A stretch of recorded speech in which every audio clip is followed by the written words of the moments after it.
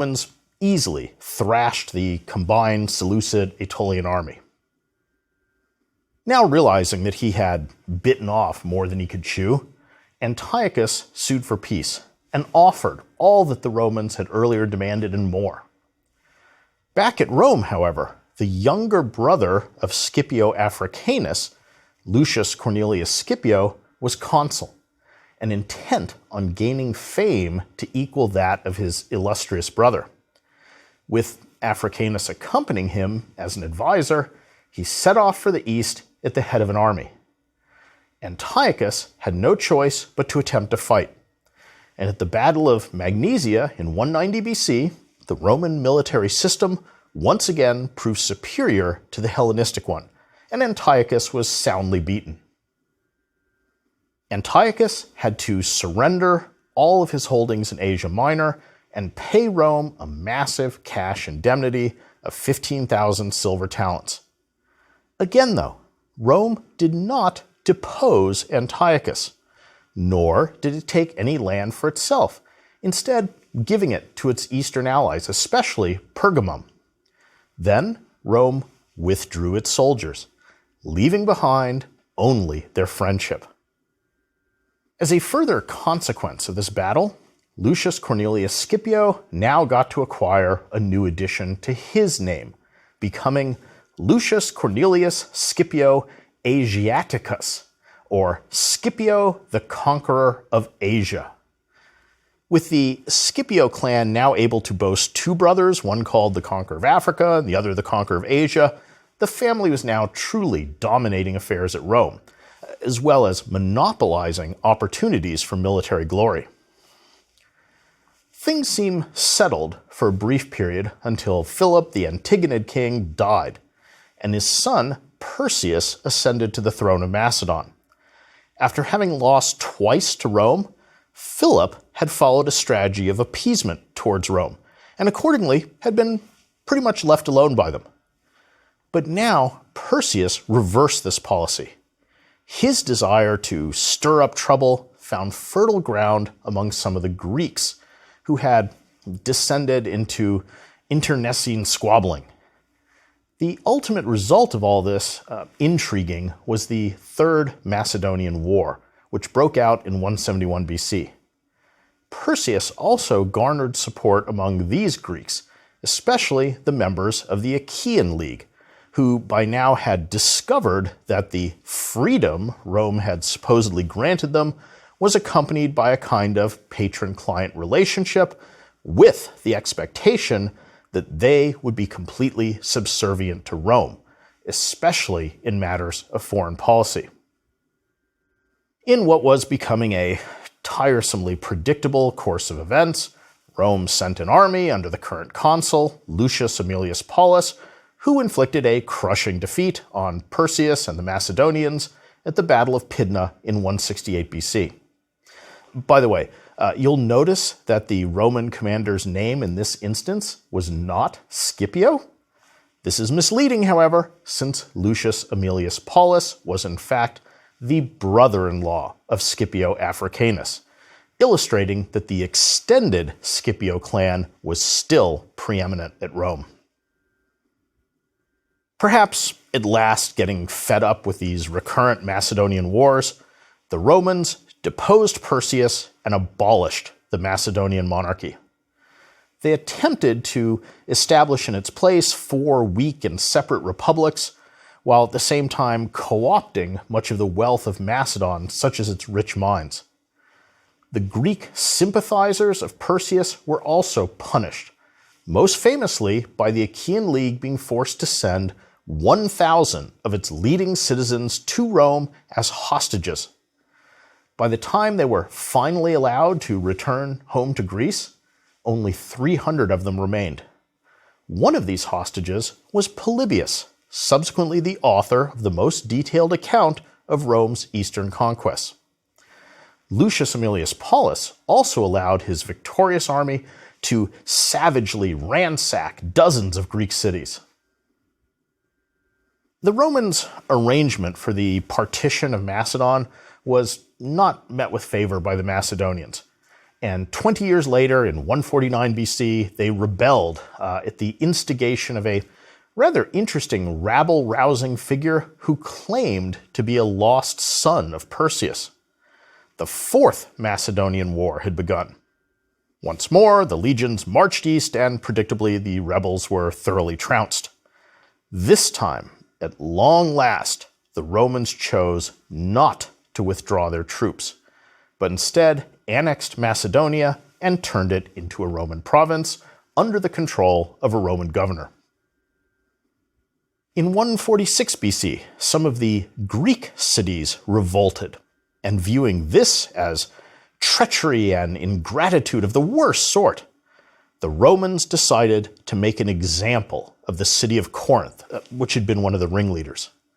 A Roman army squashed the rebellion and then brutally razed Corinth to the ground. Not only was the city destroyed, but many of its inhabitants were slaughtered, with the rest being sold into slavery.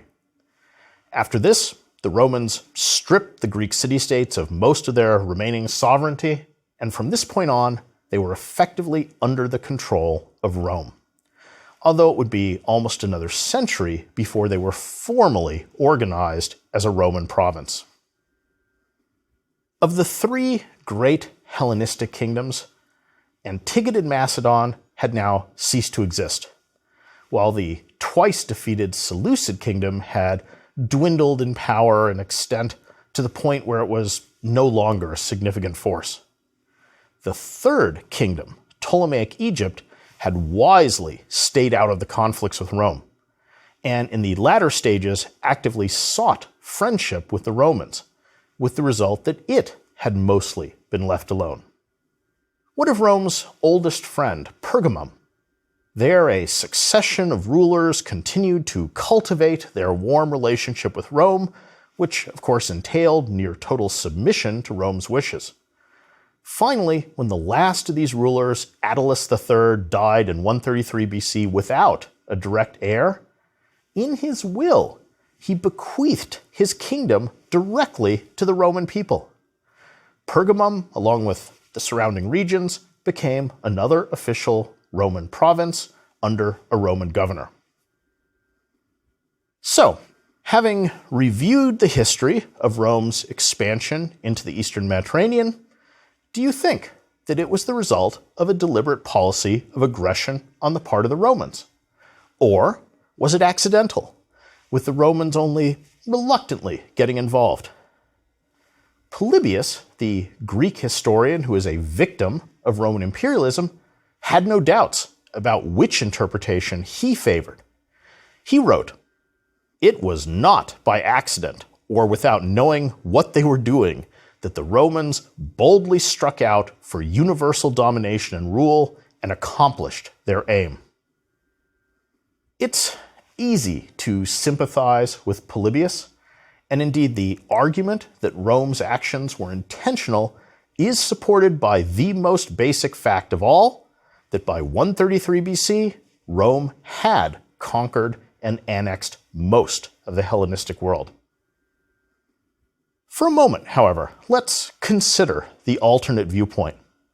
One could look at the course of Roman involvement and conclude that the Romans seemed to have little or no desire to become entangled in Hellenistic affairs or to expand eastward. Circumstances repeatedly forced them into a hegemonic role, but they always assumed this role reluctantly. They ignored repeated provocations of the most blatant kind, and when finally compelled to intervene with military force, time after time, they withdrew their legions immediately and completely. Why would they do this if they wanted to conquer the East? Don't their repeated withdrawals prove that they wanted to stay out of the East? Yes, they entered into formal alliances and informal friendships, and yes, they sometimes had to assume the role of arbiter of Greek disputes. But they did these things not as a way of gaining a foothold in internal Greek affairs, but rather in order to stay uninvolved. In this view, the Romans were neither aggressive, imperialistic, cynical, nor manipulative. If you can fault the Romans for anything, it's that they were too faithful to those whom they befriended, and that they took too seriously the calls for help and assistance from their unreliable allies and friends. Of course, one could take the opposite position and see all those same friendships that the Romans kept leaving behind as deliberate tripwires, which afforded them an unending series of pretexts to declare war and send Roman armies into the east. Surely, one might argue, the Romans were not the naive innocents that the adherents of the accidental imperialism camp portray them as. They had to know what was going to happen, and they wanted it to happen. The Senate and the members of Rome's aristocracy who controlled foreign policy ardently craved chances to win glory for themselves, and thus they cleverly concocted a foreign policy that would maximize these opportunities by embroiling Rome in a never-ending chain of conflicts. Admittedly, this interpretation puts more emphasis on the desires of individual politicians rather than on a deliberate collective state policy. But if all the key individuals involved shared these same attitudes and ambitions, doesn't that effectively make it state policy, whether officially acknowledged or not? The fun thing about this debate is that you really can use the same evidence to support both interpretations. From the very first conflict with Queen Teuta onwards, you can view almost every one of these wars either as examples of the Romans intrusively meddling in affairs outside their domain, or as the Romans simply being good neighbors, who were drawn into a war by their generosity in responding to calls for help from victimized people.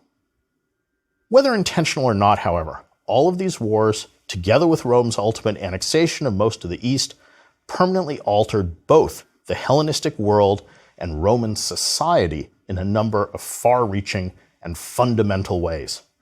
In the next lecture, we will examine some of these broader effects and see how Rome's very success also planted the seeds of the destruction of the Roman Republic.